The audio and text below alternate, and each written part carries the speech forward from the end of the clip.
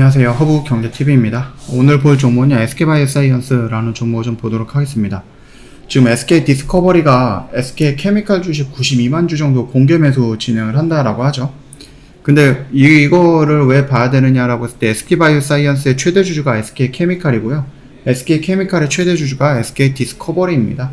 그러다 보니까 이런 식으로 조금 비중이 올라가는 거라든지 아니면 비중이 조금 전환이 되는 부분이 이 SK바이오사이언스에 어떤 영향을 줄 것인가라는 부분도 우리가 한번 생각을 해봐야 되지 않을까 싶습니다.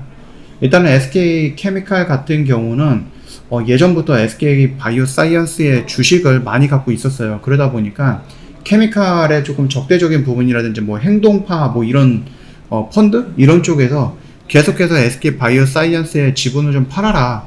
그러고 나서 우리들한테 좀 나눠줘라. 이런 식으로 좀 압박을 가했거든요.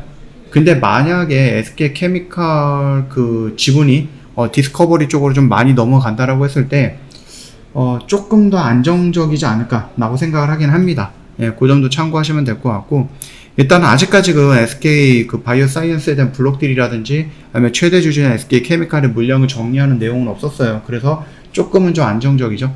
예전에 SK그룹이 SK바이오팜을 1조 원이 넘게 좀 블록딜을 했는데 그게 지금 1년이 넘었는데도 그 가격대로 회복을 못 해주고 있는 모습을 아무래도 SK 쪽도 알고 있을 것 같아요. 예, 그러다 보니까 SK바이오사이언스 역시도 블록딜을 하는 부분이 쉽지는 않을 것 같습니다. 자, 그래서 일단은 SK케미칼과 디스커버리 공개 매수라든지 지분이 어떻게 움직이느냐 이런 것들도 우리 한번 좀 지켜보면 될 것 같습니다. 뭐 직접적으로 뭐 SK바이오사이언스에 어떤 영향을 줄 것인지 그거는 또 나중에 우리가 좀 예상을 해볼 수 있는 구간은 아닌 것 같아요. 그래서 그 흐름을 좀 체크해 볼 필요는 있다 라고 좀 말씀을 드리겠고, 국산 1호 코로나 백신 안동에서 첫 번째 출하가 되었습니다. 그래서 굉장히 많은 분들이 그 기념식에 좀 참석을 하는 모습들이 좀 나아졌거든요. 그래서 드디어 우리나라도 토종 백신을 좀 만들었어요. 일단 질병관리청 접종계획에 따라 1000만 회분 순차적으로 국내 공급할 계획이라고 합니다.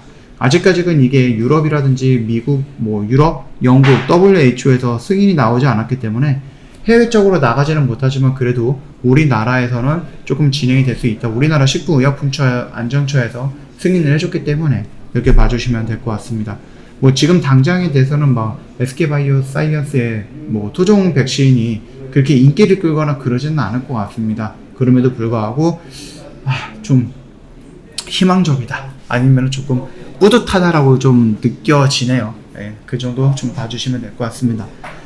넥스트 팬데믹을 대응하는 부분에 있어서 글로벌 협력이 좀 중요하다. 그래갖고 SK바이오사이언스 백신 개발 100일을 목표로 한다. 그래서 팬데믹은 스피드다라고 이런 얘기가 나와주고 있습니다.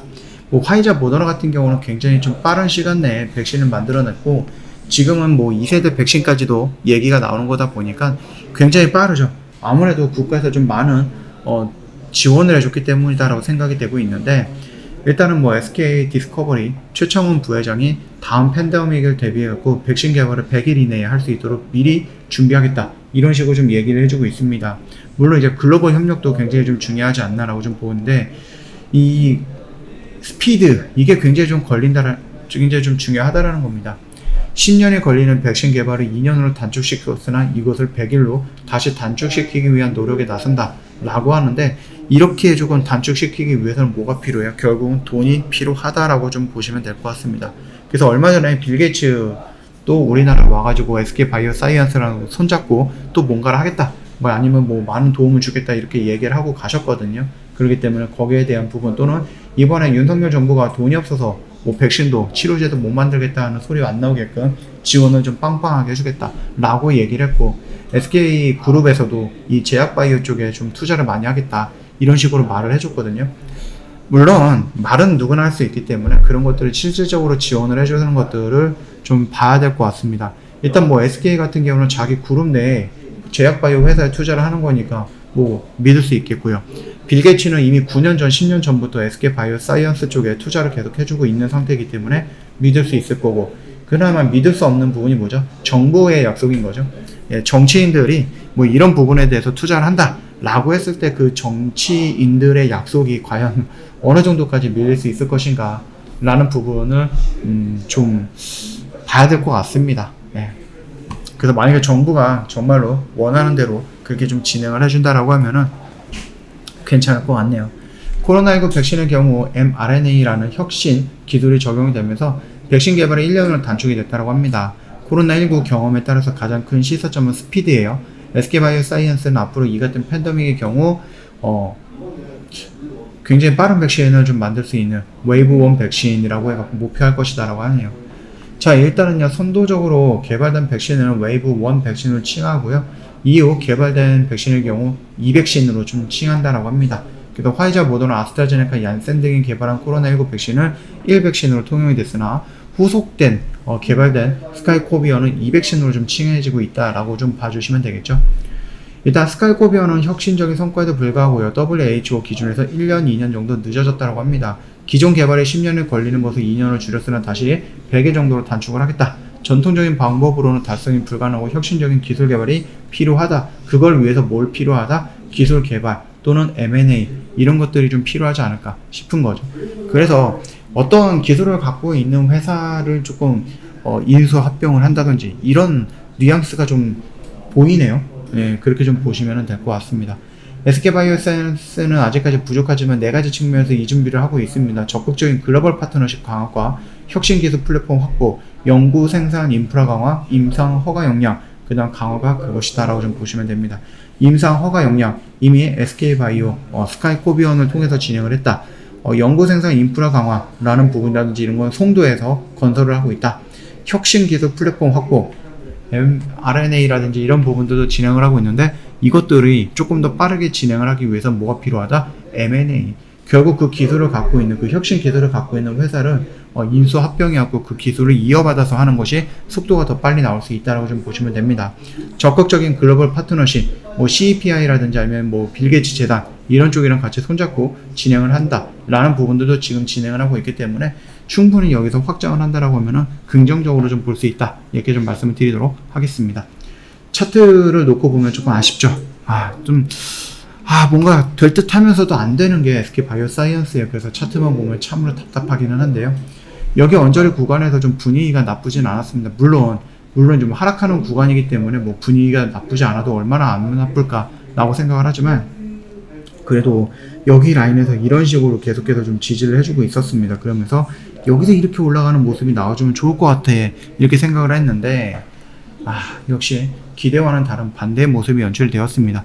외인들이 또는 연기금이, 투신이, 사모펀드 양매도가 나갔습니다. 물량이 그렇게 많았던 건 아니지만 그래도 양매도가 나갔고 외인들은 그래도 들어왔던 물량에 비해서는 나가는 물량이 조금 더 많아갖고 신경이 좀 쓰이고 있습니다. 자, 일단 이런 이슈들이 좀 나와주고 있습니다. 그러다 보니까 조금 분위기는 나쁜 것 같지는 않은데 스카이코비어원도 이제 출하가 됐고 이제 예약했던 사람들이 이제 접종이 진행이 될 것 같고, 그 다음에 유럽이라든지 WHO라든지 영국에서도 만약에 승인이 나온다라면 이게 어느 정도의 코로나에 관련돼서는 거의 끝자락으로 온 게 아닌가라고 생각이 되거든요. 그래서 여기서 승인이 되었다라는 이슈가 마지막으로 조금 슈팅을 나오고 그 흐름에 맞춰서 조정받는 구간에 새로운 상승 모멘텀이 나온다라고 하면 굉장히 좋은 시나리오가 형성이 되지 않을까라고 생각을 합니다. 그렇다라고 하면은 일단은 여기서 좀 크게 밀리면은 회복할 때 시간이 많이 걸리기 때문에 추가적으로 크게 밀리는 것보다 좀 조정 나올 때 어느 정도 지지를 해주는 것이 조금 중요하지 않나라고 생각을 하는데 조금 더 지켜보도록 하겠습니다. 자, 일단은 코로나는 이제 거의 다 맞다라고 생각을 합니다. 그래도 이제 코로나에서 벗어나고 새로운 상승 모멘텀을 만들어 가야 될 필요가 있다라고 좀 보시면 되겠고, 그 흐름에 맞춰서 추가적으로 반등이 나오는 구간이 있다라고 하면 여기에서 1차적인 대응이 좀 필요할 거고요. 그리고 나서 여기에서 왔다가 눌리는 구간 우리가 또 접근을 한다든지 이런 식으로 해갖고 계속해서 여기까지 한번 끌고 가보도록 하겠습니다. 오늘 전반적으로 제약바이오가 굉장히 흐름이 좋지 않았습니다. 원숭이 두창 이슈도 나오고 있지만은, 그리고 이번 주에 유럽의 암 학회가 있기는 하지만 전반적으로 제약바이오 흐름이 나빴어요. 코로나 치료제라든지 백신, 진단키트, 급성 감염, 제약바이오, 원숭이 두창 전반적으로 흐름이 마이너스가 좀 크게 떨어졌던 모습을 보여주었다라고 생각하시면 될 것 같습니다. 그런 흐름에서 바이오사이언스도 한 4.5% 정도 밀렸다. 그래서 좀 안타깝다. 이 정도까지만 좀 말씀을 드리도록 하겠습니다. 버텨봅시다. 같이 흐름 꾸준하게 한번 챙겨가면서 좀 버텨보다가 반등이 나왔을 때 그때 우리 좀 깔끔하게 정리하고 나오자 이렇게 말씀을 드릴게요. 오늘 하루 좀 고생 많으셨어요. 시장도 좋지 않았고 SK바이오 사이언스도 좋지 않았고 제약바이오 업황도 좋지 않았는데 좀 잘 버티셨다라고 좀 말씀을 드리겠고요. 추석 전까지는 흐름이 어느 정도 이 정도가 좀 유지가 되지 않을까 싶어요. 뭐 막 큰 변동성보다는 조금 루즈하게 흘러가는 모습들이 나와주지 않을까라고 생각합니다. 좀 잘 버텨보면 좋을 것 같습니다. 저 허브강래TV 홈페이지 오시면 카톡 친구 추가하는 방법 있죠? HRB2019입니다. 이거 입력하시고요. 친구 추가하시고 궁금한 거 있으면 언제든지 많이 문의 남겨놓으세요. 무료 체험이라든지 무료 추천 정보 요청하시면 저희가 또 안내를 해드릴 거니까 참고해 주시면 될 것 같고 저희 매매했던 것도 이런 식으로 깔끔하게 정리해 놓은 거 있거든요. 그래서 이런 것들도 한번 보시면은 충분히 뭐 도움이 되지 않을까 싶어요. 고민하시다 보면은 뭐 할 수 있는 부분은 없기 때문에 저희 쪽에 먼저 문의를 남겨 놓으시고 같이 고민도 해보시고 상담도 받아보시면은 혼자 하시는 것보다 조금은 더 좋은 결과가 있지 않을까라고 생각합니다. 참고해 주시면 되겠고요. 오늘 하루 고생 많으셨습니다. 영상이 도움이 됐다 그러면 구독과 좋아요 한 번만 부탁드리겠습니다.